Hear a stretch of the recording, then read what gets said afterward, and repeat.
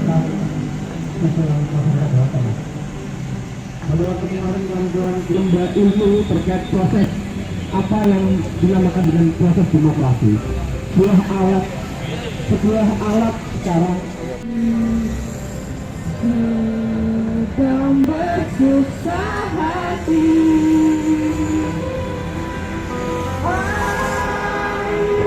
Bahaya sedang permainan ini, panggung seluas ini hanya untuk sini. Biarkan kami menjalankan. Kita lanjut. Ini ngacak ya kawan-kawan ya, dan sejauh bintang di sini.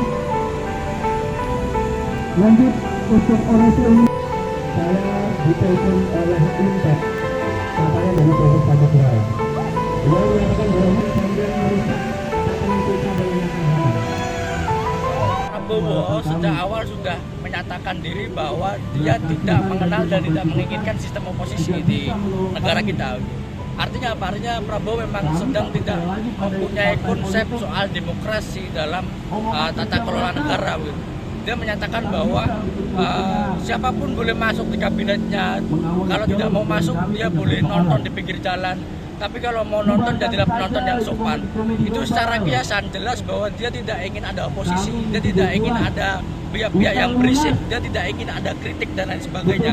Jelas ini mengancam demokrasi. Bagaimana kemudian seharusnya presiden dikontrol penuh oleh masyarakat itu, bahwa presiden dikontrol penuh oleh akademisi, oleh masyarakat sipil, oleh kelompok-kelompok minoritas dan lain sebagainya.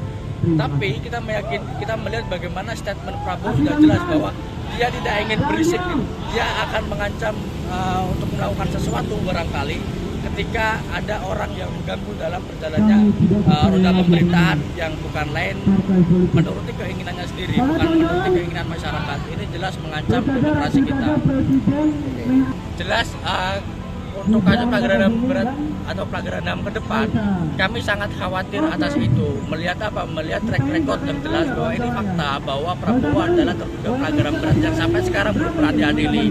Kemudian pun dengan Gibran dan kroni-kroninya elit kekuasaan hari ini begitu selalu mengandalkan segala cara untuk mendapatkan kekuasaan, terkhusus di Jateng.